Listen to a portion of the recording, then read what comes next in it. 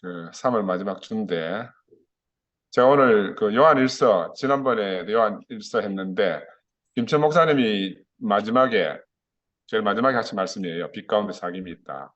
그래서 목요 모임에서 우리 재정 형제도 이야기하더라고요.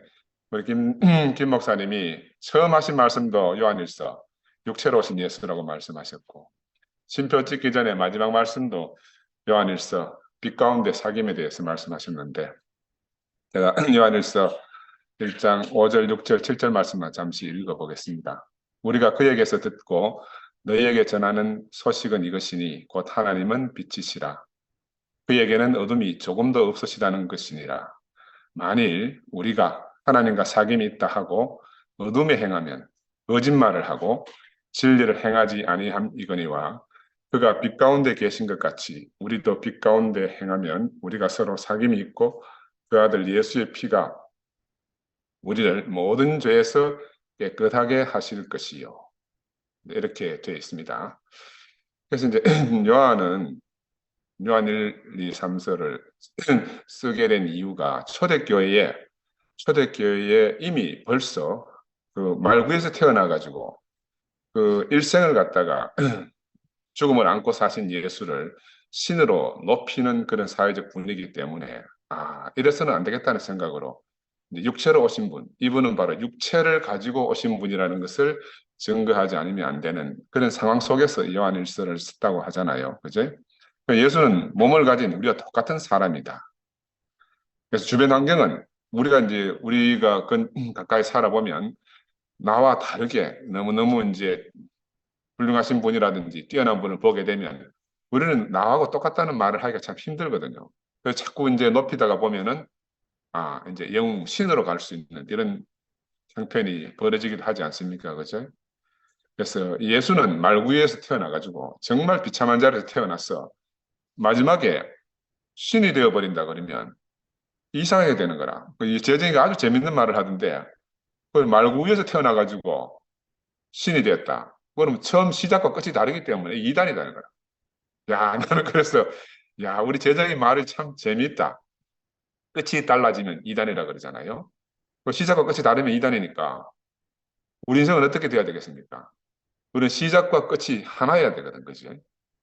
그 예수 안에서 우리 인생이 발견되어지면 그 시작부터 끝까지가 다 그 죽음 안에 있는 사람이니까 우리가 절대로 이단의 시비에 휘말리지 않지 않겠습니까? 그죠? 그래서 재정이는 그 김 목사에 대해서 오매불망 하여튼 그 아가서를 쓰더라고. 야, 그래서 나는 그전에도 재정이가 참 음유시인이고 참 글을 참 잘 쓴다고 표현하기는 좀 그렇고 너무너무 우리에게 막 감동을 주는 그런 글을 쓰던데 이번에도 하여튼 몇 분 안 되는 짧은 그 말씀 속에서 우리한테 너무 큰 울림을 주는 것 같았어요. 그래서 이 김 목사는 평생 주제를 인성을 회복하신 예수에 대해서 말씀하셨다. 늘 이 한 말씀만 하셨다. 참 아이러니잖아요. 지금 교회 안에서는 십자가에서 못 박힌 이 예수에 대해서 막 이렇고 저렇게 말이 많은데 김 목사님은 평생 인성을 회복한 예수만 말씀하셨다. 그래서 그 마지막에 말씀 다 끝날 때쯤 내가 재정이가 점이라는 뭐 시를 하나 쓰는 것 같은데 시가 아니고 사실은 자기가 김 목사를 향한 어떤 그 갈망을 써놓은 것더라고요. 커다란 족적보다가는 점 하나 찍기를 원하시는 그런 분이다. 야, 그래 그 말씀을 이렇게 들으면서 우리 가까이 살 때 정말 깊이 잘 몰랐구나. 깊이 잘 몰랐구나 하는 저는 그런 생각도 들었습니다. 우리의 모임. 그래서 말구유라는 것은 물. 짐승들의 먹이가 담기는 지저분하고 먹이 사슬 가운데서 가장 낮은 자리잖아. 그지? 비천한 사람들을 포함하는 이 비천한 자리에서 예수가 출생하셨는데 이분이 이제 우리에게 오신 것이 우리 인생의 복이다. 그런 말씀이잖아. 그지? 그래서 심령이 가난한 자, 애통하는 자는 복이 있다. 왜냐하면 자기 일을 도모할 수 없기 때문에 이렇게 애통하는 자리에 처하게 된다는 거야. 그 자기 일을 스스로 도모할 수 있으면 당연히 무시받고 멸시받지 않는데 전혀 그럴 수 있는 능력 자체가 없으니까. 근데 이상하게 아이러니하게도 하나님 나라는 바로 이런 사람들로 구성되어져 가지고, 그죠? 이런 사람들로 잔치를 하는 곳이니까. 우리가 지금 현재 오늘 이 자리에 이렇게 머무는 것도 마찬가지 아닙니까? 우리가 다른 길이 없어서 여기에 머물지 않습니까? 그죠? 다른 길이 없어서. 조금이라도 다른 길이 내 안에 가능성이 있으면 우리는 얼마든지 다른 길로 갈 수밖에 없는 사람들입니다. 그래서 우리 재정 형제는 마지막에 기도를 그렇게 하대요. 하나님, 사랑하는 사람과 함께 살도록 은혜 베풀어 주세요. 김천 목사님께 은혜 베풀어 주세요. 이렇게 마치는데, 야, 이 남자 형제인데, 완전히 여자라, 여자. 사랑하는 사람에 취해가지고, 옆에 누가 있는지, 누가 뭐라고 하는지 상관없이 자기 아가를 이렇게 노래하는 목요 모임을 듣고, 저는 목요 모임, 이번에 목요 모임 보면서, 와, 우리가 이래도 되나? 하는 생각이 들었어요. 우리 형제들 안에서 이렇게 귀한 보석들이 우리가 이런 경남 가운데 있지 않았더라면 드러나지 않을 수많은 보석들이, 진주 같은 보석들이 막 캐어지는 거야. 막 캐어져. 야, 이게 환란 가운데 있는데 우리한테 큰 복으로 알아졌어요, 저는. 그냥 평온한 상태 같았으면 내 형제들 속에는 이런 귀한 보석들을 캐할 수가 없었을 거예요. 근데 이번에 형제들 속에 여러 가지 진주, 호마노, 베델리움, 이런 뭐 청보석, 녹보석, 홍보석 할 것 없이 수많은 보석들이 무진장 쏟아지는 그런 경험을 하면서 야, 하나님은 절대로 손해보지 않으시는구나 하는 생각이 깊이 들었습니다. 김천 목사가 이제 그 마지막 요한일서 하시면서 몇 가지를 나눠서 말씀을 해주시더라고요. 하나님 창조의 목적이 뭔가 하면은 배필을 얻기 위해서다. 새롭게 이렇게 이 말씀을 되짚어 보니까, 야, 우리 김 목사 계실 때 우리가 과연 그의 배필로 살았던가. 저는 오늘도 깊이 반성을 많이 했습니다. 뭐 내일 2시 때가 오신다고 하니까 좋기는 하지만, 과연 내가 그가 있을 때 그에게 어떤 힘이 되어줬던가 하는 그런 생각이 참 많이 들었어요. 나는 방관자가 아니었던가. 어떻게 보면은, 그죠? 우리가 김 목사가 고초를 겪을 때에 그냥 뭐 던져놓고 있었던 사람들이잖아요. 그죠? 그래서 하나님 창조의 목적은 사람을 흙으로 지어가지고 형상으로 지어서 자신을 돕는 배필로 되게 하는 데 있다. 그러니까 하나님은 형상이 없기 때문에 절대적으로 형상이 필요하고 그 형상을 가진 배필을 필요로 하신다. 우리의 존재 이유는 바로 당신의 배필이 되기 위해서 우리가 필요로 하다. 그래서 이 사실을 깨달으면 인생은 정말 가치 있게 되잖아요. 그치? 배필이라는 건 뭐예요? 일단 말이 통해야 되는 거라. 두 번째 또 마음이 통해야 돼요. 그렇게 되면 말이 통하고 마음이 통하면 서로를 온전하게 대신해서 표현해 줄 수 있는 그런 사이가 되지 않습니까? 그죠? 그래서 하나님은 이 배필을 통해서 영혼 속에 홀로 거하지 않으시고 홀로 독차하지 않고 우리와의 관계 속에서 거하시는 분으로 영혼이 이제 그 외로움에서 해방되시지 않겠습니까? 그죠? 하나님은 절대적으로 우리와 관계를 맺기를 원하시는 거예요. 왜냐하면 당신 생명 안에 있는 그 당신의 본성 안에 있는 모든 좋은 것이 있더라도 좋은 것이 있어도 뭐 나타날 수가 없으니까 사람이라는 배필이 없으면 그 모든 좋은 것이 드러날 수가 없잖아요. 우리도 우리 사람들과 관계 속에서 우리 속에 뭐 있는지 잘 모르지만은 어떤 관계, 누가 관계를 맺다 보면은 관계 안에서 내 안에 모든 것이 드러나잖아요. 저도 보면 아내한테서는 아내 관계 속에서 남편이었다므로 드러나고 아이들 안에서는 부모였다므로 아버지였다는 것이 드러나고 손자 앞에서는 또 할아버지였다 하면 다 드러나는 거예요. 일단 관계가 그냥 있는 게 아니고 존재한다 하는 때의 존재는 그 안에서만 존재하는 것 같아요. 그래서 하나님 창조하신 인생 안에 정말 무궁무진한 것이 들어있는데 하나님과의 좋은 관계가 형성되지 않으면 하나님을 만나지 않으면 우리 안에 모든 것이 드러나지가 못합니다. 그래서 하나님과의 정상적인 관계가 탁 맺어지면 정말 인생에 베푸신 그 좋은 모든 것이 다 드러나고 성경에서 말하는 그 모든 좋은 것들이 다 발생하게 되거든요. 그죠?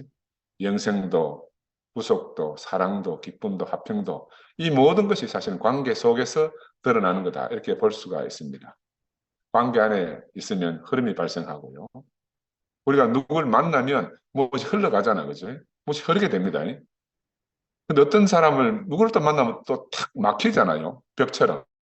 뭐 그런 경우도 있죠. 그런데 마음이 가난한 사람, 심령이 가난한 사람을 만나면 이상하게 내게 아무것도 없었는 것 같았는데 무언가 풍성하게 흘러가는 걸 우리가 경험하게 됩니다. 그러니까 나는 항상 그대로인데 내가 누구를 만나느냐에 따라서 내가 만나는 사람에 따라서 흐르기도 하고 흐르지 않기도 하게 되거든요. 그래서 강이 에덴에서 발원하여 동산을 적시고 내 근원이 되었다. 그 강의 흐름 속에 순금도 있고 베델리움도 있고 호마노도 있고 세루살렘 건축의 재료가 그 강 생명강의 흐름 속에서 나오잖아요. 그죠? 그래서 흘러야 공급이 되는 세계. 이제 흘러야 변화가 생기고 흐름 자체가 변하잖아. 그렇지? 그래서 우리가 이렇게 흘러가려고 하면 형태를 고집하지 않아야 됩니다. 내가 이래야 된다. 저래야 된다. 그래야 누구에게든지 흘러갈 수가 있는데 이 고집하게 되면은 흐를 수가 없는 거예요. 딱딱하고 굳어지고. 예수의 인생에서 자세히 보면 가장 중요한 것은 늘 그분은 죽음 안에 계셨다는 거야. 시작부터 죽음이고 마지막에도 죽음이잖아요. 그죠? 그래서 예수의 마지막에 십자가에 못 박혀 죽은 그 사람으로 그의 인생이 그대로 적나라하게 다 드러났습니다. 그러니까 마지막 드러난 그 인생을 보니까 그의 삶도 늘 죽음을 살아내는 삶이었다는 게 알아지고 그래서 이 예수 안에 있던 이 그리스도의 생명은 어디든지 그의 죽음의 향기하고 함께 흘러서 우리에게 오지 않습니까? 그죠? 그러니까 예수의 죽음의 향기에 취해서 오늘 우리가 이 자리에 다 모여 있습니다. 바로 그 죽음의 향기에 취해가지고 향미에 취해서. 그 두 번째는 이제 하나님 부르심의 목적은 창조의 목적은 배필을 얻기 위해서지만 그런 우리를 왜 부르셨는가? 우리를 불러서 뭐 그냥 두시려고 부른 거 아니잖아요. 우리와 사귀시려고, 우리와 사귐을 가지시려고, 우리와 교통하시려고. 하나님 제일 먼저 부르신 분이 이제 아브라함이잖아요. 아브라함을 불러서 세겜과 베델을 거쳐가지고 헤브론으로 이렇게 거하게 하셨는데 헤브론은 헤브르란 그 친구라는 뜻에서 나왔다 그런 말이 있습니다. 그래서 아브라함을 하나님은 나의 친구다. 그 친구라는 말이 얼마나 좋습니까? 우리 여기 아까 구팽이 보이던데 저도 내 친구 구팽이가 아니었으면 어떻게 이 좋은 세계에 이렇게 옮겨져 왔겠습니까? 야, 지금 만약에 그때 그 삐뚤어졌으면 아무리 좋은 세계가 하나님 준비하신 이 아름다운 세계가 여기 있더라도 나는 영원히 이 세계를 만날 수 없는 사람이 될 뻔한 거라. 하나님이 아브라함을 불렀어. 나의 벗이고 나의 친구다. 얼마나 하나님 편했으면 그렇게 말씀하시겠어요. 부모도 자식들에게 친구처럼 소통이 돼야 부모 자식 간에 문제가 없잖아. 그지? 사람은 이런 소통이 잘 될 수 있는 친구가 많으면 많을수록 좋잖아요. 그러니까 우리는 너무너무 행복한 사람입니다. 이 교회 안에 우리가 나이가 많거나 적거나 이렇게 친구처럼 마음을 열고 소통할 수 있는 수많은 형제 자매들이 이렇게 한가득 있다니까. 바구니 안에 보석이 한가득 있다고 생각해 보세요. 얼마나 마음이 부유해지겠습니다. 그죠? 그래서 옛날 어른들은 벗이 멀리서 찾아온다는 소식만 들어도 버선발로 막 마중을 나간다 그러잖아요. 야, 그런데 그런 모습이 바로 우리 안에서 교회 안에서 펼쳐지는 우리들의 모습입니다. 하나님이 아브라함에 대해서 이제 소돔 땅을 멸하려고 할 때에 내가 하려는 것을 아브라함에게 어떻게 숨기겠느냐. 그러니까 이 아브라함은 하나님이 천하 만민은 그로 말미암아 복을 받게 될 것이 아니냐 이렇게 말씀하시는 거예요. 그래 하나님과 친구처럼 지낼 수 있다. 야 이게 인생의 지고의 복인 거다. 하나님 아브라함 불러가지고 땅의 모든 족속이 너로 말미암아 복을 얻을 것이다. 이건 아브라함이 하신 말씀이지만 오늘 또 우리에게 똑같이 하시는 말씀이잖아요. 그리고 네 씨로 말미암아서 천하 만민이 복을 받으리다. 이 말씀도 마찬가지입니다. 바로 오늘 우리를 씨로 삼으셔가지고 이후에 천하 만민이 우리를 통해서 복을 받게 된다는 것을 말씀해 주고 계시니까 야 우리가 이런 하나님과 정상적인 관계 속에 살 수 있다. 이 바로 그리스도를 통해서 하나님과 정상적인 관계를 맺을 수 있으니까 이보다 더 큰 복이 없잖아요. 하나님 바로 이렇게 하나님과 만민 사이에 중보가 되게 하시려고 아브라함을 부르신 거라. 아브라함이 불러가지고 그를 축복의 통로가 되게 하셨습니다. 우리가 이제 하나님과 정상적인 관계가 되면 우리가 바로 하나님의 모든 축복을 우리를 통해서 흘러나가니까 천하 만민에게 복이 흐르게 되는 그런 통로가 되니까 야 이거는 유대인만의 축복이 아니고 만민을 위한 제사장 나라가 되게 하려고 하나님이 그렇게 아브라함을 부르셨듯이 오늘 또 우리를 그렇게 부르십니다. 근데 참 안타까운 것은 그렇게 만민 사이에 중보가 되도록 아브라함을 불렀지만 이 그 당시 유대인들은 이 이상하게 배타적인 선민 사상이 있는 거예요. 우리만 하나님 택한 백성이다. 그러니까 어떻게 되겠어요? 이 복을 자기 안에 다 가두어 버린 거예요. 복을 자기 안에 가두어 둔 거예요. 그래서 이제 이방인을 멸시하고 사마리아인을 멸시하고 천대하고 결국에는 그러니까 복이 흐르지 못하고 궁극적으로는 세상 사람, 세상에서 미움받는 그런 백성이 되었잖아요. 저는 옛날에는 왜 유대인들이 저렇게 2차 세계대전 때 저렇게 멸시받고 천대받았는가 잘 몰랐어요. 근데 뭐 여러 가지 책을 통해서 공부를 해보니까 이야, 이 사람들이 바로 복을 가두어뒀구나. 가두어뒀구나. 왜냐하면 그 예수님 또 십자가에 죽고 난 다음에 이후에 쭉 그 유럽 전체에 흐르는 기조는 기독교잖아요. 그 기독교인들이 주된 유럽에서 그들은 자기들 안에 다 갇혀진 백성들이 돼가지고 멸시받는 백성이 되고 그러니까 직업도 남들이 기독교인들이 천시하는 다른 직업은 가질 수도 없고 환전상 그러니까 돈 거래밖에 안 하는 그 돈 거래하는 것만 직업으로 삼을 수 있는 그런 비천한 그런 민족들이 돼가지고 금전 중개상만 하게 되고 또 사는 것도 게토라고 막 정말 지저분하고 좁아 터지고 하는 아주 그 한정된 곳에서밖에 격리되어 살 수밖에 없는 그런 사람들로 2차 세계대전 전까지 그렇게 살았다 그러잖아요. 그리 이게 저는 그걸 보면서 야 이게 선민 사상이 정말 복을 남에게 흘러보내지 못하는 이상한 이 배타적인 사상이 야 이렇게 민족에게 엄청난 불행을 야기하는 거구나 하는 걸 새롭게 이렇게 발견하게 되었습니다. 근데 이상하게 2차 세계대전 후에 나라를 찾았잖아요. 근데 자기가 멸시받았으면 야 남을 멸시 안 해야 될 건데 나라를 딱 얻고 나서는 팔레스타인을 똑같이 자기들이 멸시받은 것처럼 똑같이 팔레스타인 사람들을 멸시하고 배척하는 그런 현상이 드러나서 지금 중동이 시끄럽지 않습니까? 왜냐하면 자신의 존립을 위해 가지고. 그래서 누군가 핍박하는 타자를 만들어내는 이상한 속성들이 사람들 속에 있는 것 같아요. 그러니까 2000년 역사 동안에는 유럽인들에게서 타자로서 그렇게 멸시받다가 자신들이 힘이 생기니까 팔레스타인들을 또 그렇게 멸시천대하는데 국가 간의 이런 문화가 종교 안에 들어오면 똑같은 현상이 발생하고 개인 간에도 똑같이 발생하잖아, 그죠? 자기 정체성을 위해 가지고 이단이라는 허울을 아무런 생각 없이 덮어씌우는 이 강자로서의 종교들이 있지 않습니까? 그런데 요즘 최근에 우리 안에서도 이상 이런 모습이 좀 보이는 것 같아가지고 너무너무 개인적으로는 안타깝게 생각을 해요. 그래서 이 복이 어떻게 흘러가는가? 성경 보면은 여러분은 죽은 자와 같은 한 사람으로 말미암아 모든 사람으로 모든 사람에게 복이 흐르게 한다. 그래서 죽은 자와 같은 사람을 하나님은 쓰신다. 축복이라는 것은 죽은 자와 같은 사람을 통해서 흘러가는 거예요. 자기가 없는 사람. 뭐 다시 말하면 십자가에 못 박혀 죽은 예수 안에 있는 사람. 이 사람을 통해서 이 복이 흘러간다. 그리고 우리가 십자가에 못 박힌 예수의 운명을 나로 아는 것이 너무너무 중요하고요. 우리 장사하려고 해도 잘 흘러가야 장사가 잘 됩니다. 유통이 잘 돼야 이문이 많이 남잖아요. 그래서 이병철 씨 같은 경우는 어떻게든 싸게 사가는 사람이 이롭게 이렇게 유통을 잘 하시는 분이지 않습니까? 그리 세계적인 부자가 됐다시피 박리담회라고 이문을 많이 남기려 하면은 장사가 잘 안 돼요. 왜든지 이문은 최소한 남기고 많이 파는 게 이게 장사하는 그 법칙이잖아, 그죠? 그래서 돈도 흘러갈 길이 있고 인생도 쓰여질 길이 있습니다. 근데 이 길을 알지 못하면 돈도 엉뚱한 데 쓰이게 되고 우리 인생도 엉뚱한 데 쓰이게 된다.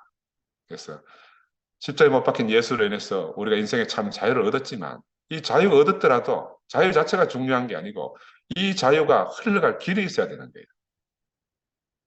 이 길을 통해서 우리가 만나면 서로 사랑하게 되는데 이 길이 없으면 내가 얻은 이 자유도 방종이 되어버리는 거야. 육체에 매여가지고 종노릇하게 된다 이 말입니다. 그래서 우리 인생이 흘러갈 길이 있다는 것은 너무너무 큰 축복이지 않습니까? 그죠? 복된 인생에는 다른 말로 말하면 뭐 하나님 필요에 잘 쓰이는 거 이게 복된 인생이잖아요. 그래서 현실적으로는 교회의 필요에 잘 쓰이는 것이 가장 복된 것이라 생각이 들어요. 그래서 우리는 직장에 가서나 사회에 가서나 우리가 사람들에게 그들에게 복된 길로 흘러가도록 하는 길을 만들어주는 게 우리의 소명이라고 생각이 듭니다. 그죠? 그리고 이제 이 세 번째로는 이제 담을 넘는 축복에 대해서 말씀을 해주셨어요. 그러면서 요셉을 탁 등장을 시키대. 요셉을. 요셉은 무성한 가지, 곧 샘 곁에 무성한 가지라. 그 가지가 담을 넘었도다. 저는 성경에 나오는 이 요셉이 너무너무 좋아요. 이 무성한 가지는 다른 말로 말하면 무성한 아들이다. 이렇게 표현하는데 요셉의 무성함은 어디서 출발했는가? 그 아버지 야곱과 11 형제들이 뻗어나가는 통로가 되었기 때문에. 그래서 요셉을 무성한 가지라 이렇게 표현한다고 그러잖아요. 요셉 한 사람에게 임한 이 축복이 담을 넘었어. 가족에게 가고 공동체에게도 흘러가고 그리고 그 이스라엘 민족에까지 더군다나 전 세계로 이렇게 흘러가게 됐습니다. 이 일을 위해서 하나님이 요셉을 준비시켰다. 그리고 이게 그냥 옛날에는 그냥 넘어갈 수 있었는데 지금 요즘 돌아가는 상황을 보니까 이 요셉 한 사람이 나타나서 온 세계가 복을 받는 그런 놀라운 일들이 생기는 거야. 성경에 보면 이렇게 기록되어져 있어요. 요셉을 보고 네 아비의 하나님께로 말미암나니 그가 너를 도우실 것이요 전능자로 말미암나니 그가 네게 복을 주실 것이라. 위로 하늘의 복과 아래로 원천의 복과 젖먹이는 복과 태의 복이리로다. 네 아비의 축복이 내 부여자의 축복보다 나아서 영원한 산이 한없음 같이 이 축복이 요셉의 머리로 돌아오며 그 형제 중 뛰어난 자의 정수리로 돌아오리로다. 요셉이 받는 이 복은 감당할 수 없는 복이에요. 근데 그 바로 요셉이 누렸던 그 복이 하나님이 그리고 있는 그 복이 오늘 교회로 인해서 다시 이루어질 것이 보이니까 너무너무 소망이 돼요. 아멘. 네? 이게 단지 성경 안에 갇혀진 복이다 그러면 우리가 무슨 상관이 있겠습니까? 근데 오늘 교회를 통해서 바로 요셉 같은 사람을 통해서 이제 무성한 이 가지가 담을 넘어서 뻗어나갈 걸 생각하니까 너무너무 감사가 되고 그래서 교회는 유대인과 이방인 사이의 담을 넘어서 생겼잖아요. 바울은 모든 제한을 넘어서 땅끝까지 복음을 전파한다고 했습니다. 그래서 우리는 우리 안에 있는 이 벽과 담을 허물어야만 돼요. 옛 것들은 다 소멸시키고 새 것이신 이 예수 그리스도 안에서 하나님의 영광의 풍성을 세상에 알도록 해야 됩니다. 그렇죠? 그러니까 이게 바로 하나님이 우리를 배필로 부르신 우리의 사명이지 않습니까? 그렇죠? 그래서 먼저 축복의 통로가 되자면 그냥 축복의 통로가 되는 게 아니고 모든 것이 축복으로 해석되어져야 됩니다. 그것이 이제 저주의 악순환을 끊는 축복의 선순환 구조로 바꾸는 게 우리에게 달려 있습니다. 바로 요셉이 그런 사람이었잖아요. 당신들은 나를 헤아려 했지만 하나님은 그것을 선으로 바꾸셨어. 오늘날 많은 백성의 생명을 구원하게 하시려고 그렇게 하셨다. 그런데 당신들이 잘못한 게 아니고 하나님의 경륜 안에서 일어난 일이다. 그러니까 누구를 절대로 원망하지 않는 사람. 모든 것을 복으로 바꾸는 사람. 저는 이 말씀을 보면서 어떻게 또 자꾸 김 목사하고 오버랩이 되는지 몰라요. 이상하게 내만 그런가 모르겠는데 환경과 사람, 내게 관계된 모든 것이 온전하게 이렇게 축복으로 해석될 때 모든 것은 축복이 되어서 내가 축복의 통로가 되어가지고 나와 관계된 모든 사람에게 흘러가게 되잖아요. 옛날에 우리 어머니가 돌아가시기 얼마 전에 먼저 눈이 한쪽 눈, 반대쪽 눈 다 멀게 되고 나중에는 이제 사지가 마비됐어. 침대에 누워 계실 수밖에 없었습니다. 통증도 있고 이런데 그리고 꼼짝 못하고 누워 있을 때 우리 어머니하고 잘 아시는 어떤 분이 찾아왔어요. 뭐라고 말씀하셨는가? 뭐, 상근이 어머니, 내가 보니까 이사를 잘못해가 그랬다. 그때 우리 마침 이제 처음으로 아파트 이사해서 좀 얼마 안 됐을 때라. 그러니까 사주팔자를 주면 자기가 가서 잘 보고 이거 빨리 좀 어떻게 해결해 주도록 할게요. 이러니까 그때 우리 어머니가 그분 주공이 엄마인데 주공이 엄마의 말은 내가 참 잘 알겠다. 근데 당신 말대로 이게 정말 이사를 잘못해서 이런 일이 생겼으면 나는 너무 감사하다. 왜냐? 나는 이제 살 만큼 살았는데 만약 이사 잘못해가지고 이런 병이 내 사랑하는 아들에게 생기거나 내 며느리에게 생기거나 내 손주들에게 생기면 내가 그걸 어떻게 눈뜨고 보겠노? 나는 이 일이 내게 온 것이 너무 감사하다. 그렇게 하고 이제 그분을 돌려보낸 적이 있어요. 그러니까 우리가 인생에 어떤 고난이 오더라도 그걸 어떻게 해석하느냐에 따라서 자기가 축복 가운데 존재하기도 하고 또 누군가에게 축복이 흘러가도록 하는 사람이 되는 거라. 저는 지금도 우리 어머니 그 말씀을 잊을 수가 없어요. 사람 어떤 고난이 오면은 그걸 벗어날까 이렇게 고민하게 되는데, 야, 그 고난 가운데서 그 주어진 모든 것을 복으로 해석하면은 사탄이 우리를 이길 수가 없잖아요. 그지? 그래서 나는 지금도 요즘 여러 가지 일어나는 일들을 보면서도 야, 우리 어머니처럼 뭐 멀리 뭐 예수까지 안 가더라도 나하고 함께 살았던 내 어머니처럼 그렇게만 해석하더라도 인생의 모든 게 복으로 바뀌겠구나. 이 모든 것은 다 하나님이 쓰시는 일이구나. 그 일은 바로 이 죽음 안에 있는 길이구나. 그죠? 바로 예수가 가시는 길이구나. 이게 알아지는 거예요. 사람과 하나님. 온 인류와 하나님을 중보하기 위해 가지고 예수가 홀로 간 그 길이구나. 그러면 우리 외롭지 않은 거라. 내 혼자 처음 가는 길이면 얼마나 외롭겠습니까만은. 그러나 예수가 먼저 가셨고 그 자기 가신 그 길을 따라서 우리를 부르시고 계시기 때문에 외롭지 않은 길을 가는 겁니다. 저는 어머니 마지막에 그렇게 말씀드렸어요. 어머니에게는 사망의 역사하고 내게는 생명의 역사합니다. 나도 앞으로 나이가 들고 똑같은 형편에 처하게 되면 그때 승리하신 어머니를 기억하고 제가 살 것입니다. 내가 그 길을 갈 것이고 어머니 사랑하는 손주들도 그렇게 갈 것입니다. 제가 그렇게 말씀을 드렸었어요. 야, 이게 우리가 예수를 만나고 나서 내 안에 일어난 변화입니다. 변화. 에스겔서에 보면은 성전 문지방에서 물이 흘러가 강을 이루게 되고 이 강이 흐르는 곳마다 모든 생물들이 살고 넘어야지. 강 좌우에 자란 나무들에서 열매를 맺고 먹을 만하고 잎사귀는 약재로 쓰인다. 이런 말들이 있지 않습니까? 그죠? 이게 바로 우리가 바라보는 교회입니다. 교회 이상이죠. 결국 생명이라는 건 뭐겠습니까? 생명의 흐름을 통해서 만물이 소생하고 서로 교통하고 서로 사귐이 있고 그래서 우리 결국 하나님의 집이 되는 거잖아요. 그죠?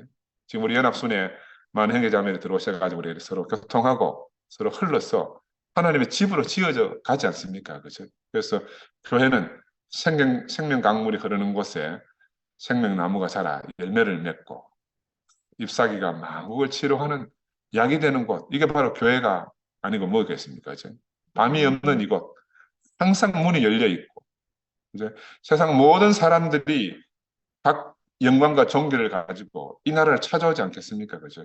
우리가 바로 이런 소망을 안고 오늘 하루를 삽니다. 그래서 정말 더 좋은 곳이 있으면 누가 들어오지 마라 해도 막 밀고 안 들어옵니까? 그죠? 들어와 안 이래도 되는 거라. 뭐 자꾸 들어오라고 안 해도 돼요. 왜? 좋은 게 있으면 그냥 들어가는 거라. 좋은 게 있으면. 그 좋은 게 없으니까 안 들어갈 뿐이라. 좋은 게 안 보이는데 어떻게 들어가겠어요? 그래서 하나님 우리를 부르신 거야. 이건 우리만이 아니고 만민을 살게 하기 위해서 부르신 부름이잖아. 그지? 그래서 우리가 우리만 생각하고 산다면 하나님 경륜 안에서 부름받은 자로서의 직무를 유기하는 것이에요. 그래서 오늘 우리에게 흘러 넘치는 이 양식이 세상으로 쫙 분배되어 가지고 많은 사람들에게 복이 되어야 하지 않겠습니까? 그죠? 그게 우리 인생으로 살 가치 있는 일 아니겠습니까?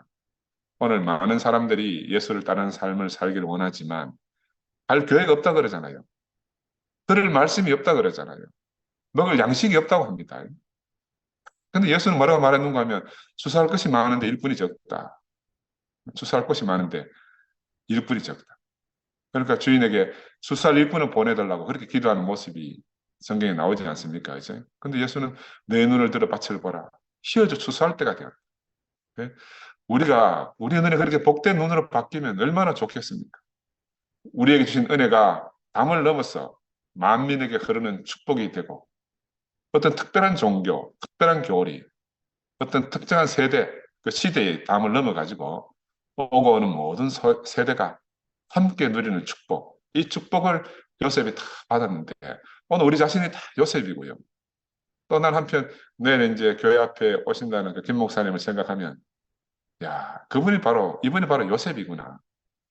그죠? 요셉은 그에게 가해진 모든 해악을 축복으로 해석하는 사람입니다. 우리도 똑같이 우리에게 온 환란을 갖다가 복으로 해석해서 모든 사람들에게 축복을 나누어주는, 분배해주는 그런 사람으로 살았으면 참 좋겠습니다. 주님을 찬양합니다. 아멘.